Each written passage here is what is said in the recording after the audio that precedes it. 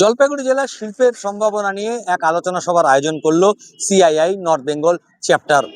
এই সিআইআই এর যে আলোচনা সভায় সেক্ষেত্রে কিন্তু বণিক মহল থেকে যেটা জানানো হয়েছে যে জলপাইগুড়িতে তারা ধর্মীয় পর্যটনের পাশাপাশি মেডিকেল ট্যুরিজম এবং জলপাইগুড়ি জেলাতে চায়ের একটা মিউজিয়াম গড়ে তুলতে চায়। তার কারণ জলপাইগুড়ি জেলাতে চায়ের জেলা, সেক্ষেত্রে প্রচুর পর্যটক আসেন, সেক্ষেত্রে চায়ের মিউজিয়াম হলে প্রচুর পর্যটকদের আকর্ষণের কেন্দ্রবিন্দু হতে পারে।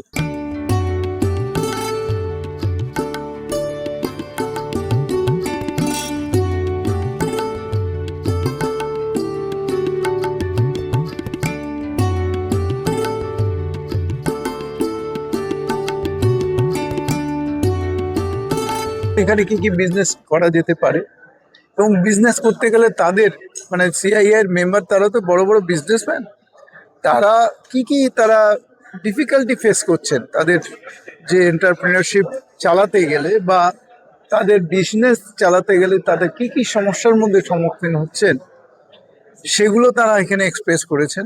এখানে ডিএম সাহেব ছিলেন, তিনিও কতগুলো তার ভিউ দিয়েছেন এবং তিনি সাহায্য করবেন বা তিনি তার কোঅপারেট করবেন এটা বলেছেন। যেমন আমিও আমার দিক থেকে বলেছি যে যে সমস্ত প্রবলেম আপনারা নিয়ে আসছেন আমাদের কাছে আমরা চেষ্টা করব সেগুলো সর্ট আউট করার এবং কিভাবে সেগুলো সলভ করা যায় সেটা দেখা। আমার মনে হয় এর ফলে এরকম যদি বারবার যদি আলোচনার মধ্যে অনেক কিছু তথ্য বা অনেক কিছু মানে সলিউশন বেরিয়ে আসবে, যার মাধ্যমে আমাদের এখানে ইন্ডাস্ট্রি করতে গেলে যে অপরচুনিটিগুলো আমরা পাইনি সেগুলো বেরিয়ে আসবে এবং সেগুলো এখানে ইন্ডাস্ট্রি নতুন নতুন ইন্ডাস্ট্রি আসার করতে বলছিলেন না? হ্যাঁ, মেডিকেল ট্যুরিজমের কথা বলছি। মেডিকেল ট্যুরিজমের কথা এই জন্য বলছি যে আমাদের এখানে পাশাপাশি অনেকগুলো দেশ আছে, হচ্ছে আমাদের এখান থেকে অনেক অনেক পেশেন্ট বাইরে চলে যায়, চেন্নাইতে চলে যায়, ব্যাঙ্গালোরে চলে যায়, মুম্বাইতে চলে যায়। এটা যেমন একটা দিক।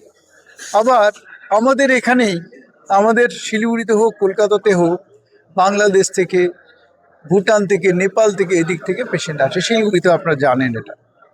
তাহলে কিন্তু আবার এরকম সংখ্যাও একটা বেশি আছে যারা বাইরের দেশের, ধরুন বাংলাদেশের, তারা শিলিগুড়ির উপর দিয়ে চলে যাচ্ছেন। তারা কোথায় চলে যাচ্ছেন? বাইরে, চেন্নাইতে চলে যাচ্ছে, বেলোরে চলে যাচ্ছে, মুম্বাইতে চলে যাচ্ছে।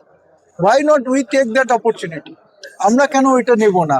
আমাদের এখানে যদি ভালো হসপিটাল হয় তাহলে মানুষ চেন্নাইতে কেন যায়? বাংলাদেশ থেকে এখানে আসা সুবিধা না এখান থেকে চেন্নাই যাওয়া? हम लोग अभी चाहते हैं कि इकोनॉमी बढ़े टायर 2 और टायर 3 सिटीज में, तो जलपाईगुड़ी का अभी डेवलपमेंट होना बहुत जरूरी है।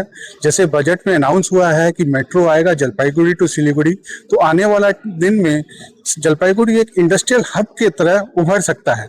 तो यहाँ पर क्या इन्वेस्टमेंट की पोटेंशियल है, यहाँ पर इन्वेस्टर के मन में क्या है, क्या इन्वेस्टमेंट प्रोडक्ट, नए प्रोडक्ट आ सकते हैं, क्या वैल्यू एडेड आ सकते हैं। जहाँ यहाँ पर टोमेटो बहुत होता है, चिली होता है, उसमें वैल्यू एड प्रोडक्ट इंडस्ट्री क्या आ सकती है, जैसे कि ginger paste, chilli paste, pineapple. चाय तो यहाँ का मेन व्यवसाय है, लेकिन चाय भी अभी थोड़ी सी बढ़िया नहीं कर रही है। और सबसे बड़ी हम लोग की मांग थी यहाँ पर ऑक्सीजन सेंटर। सिलीगुड़ी में आज ऑक्सीजन सेंटर है, लेकिन जलपाईगुड़ी में 80% टी गार्डन नॉर्थ बंगाल के जलपाईगुड़ी डिस्ट्रिक्ट में है, लेकिन यहाँ एक डेडिकेटेड टी ऑक्सीजन सेंटर नहीं है। तो हम लोग की मांग थी, हम लोगों ने 2 बार ट्राई भी किया था यहाँ ऑक्सीजन सेंटर करने का, लेकिन वो किसी कारणवश नहीं चल पाया। तो हम लोग इस नई सरकार से अभी आह्वान करेंगे कि एक डेडिकेटेड ऑक्सीजन सेंटर यहाँ पर आए।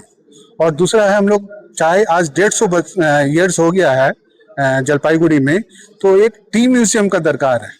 अगर यहाँ हम लोग टूरिज्म को अगर प्रमोट करना चाहेंगे तो एक टी म्यूजियम होने से यहाँ पर जो टूरिस्ट आएंगे उनको चाय के एक हिस्ट्री के बारे में पता चलेगा, चाय कैसे बनती है, कब से शुरू हुई है, कितने प्रकार की चाय होती है। तो ये हमारी एक मांग रहेगी। और 18 तारीख को हम लोग अलीपुरद्वार में करेंगे। तो हम लोग चाहते हैं कि नॉर्थ बंगाल में इंडस्ट्री और आए। और हम लोग की सबसे बड़ी मांग है कि नॉर्थ बंगाल आज जैसे 7 सिस्टर है, 7 स्टेट ऑफ ईस्टर्न इंडिया, और 8वां स्टेट है सिक्किम। वो एक उन्नति स्कीम है सेंट्रल की, जिसमें बहुत सी सुविधा मिलती है उनको इंडस्ट्री करने में। वो सुविधा हम लोग को नॉर्थ बंगाल में मिले, तो ये हम लोग एक टू पोटेंशियल करके और एक डिस्ट्रिक्ट डेवलपमेंट प्लान हम लोग रेडी कर रहे हैं सारी डिस्ट्रिक्ट का लेके। लास्ट में हम लोग सरकार को वो सारी चीज डिटेल्स दे के यहाँ पर क्या संभावना है सारी इंडस्ट्री का, वो चीज हम लोग उसको गौर करेंगे। এখানে নর্থ বেঙ্গলে সব কিছুই আছে, এখানকার রিসোর্স আছে, ইনভেস্টমেন্ট করার মতো লোকও আছে, কিন্তু এখানে কিছু সব স্ক্যাটার্ড ওয়েতে ছিল। আমরা চাইছি সেগুলোকেই অর্গানাইজ ওয়েতে করা। আর সিআইআই হচ্ছে গভর্নমেন্টের হয়ে অ্যাডভোকেসি করে। তা আমাদের উদ্দেশ্য হচ্ছে সব যারা ইনভেস্টর আছেন এবং যারা এখানে যেমন ফার্মার আছেন তাদের সবাইকে একসাথে করে এটাকে অর্গানাইজ ওয়েতে এখানে ইনভেস্টমেন্টটাকে কীভাবে আনা যায়। যেমন এখানে আপনার যেসব চা বলুন, চিলি বলুন, টমেটো বলুন, সব কিছুই আছে, কিন্তু কিছু কিছু জিনিস আমরা ঠিকঠাক মার্কেট করতেও পারি না।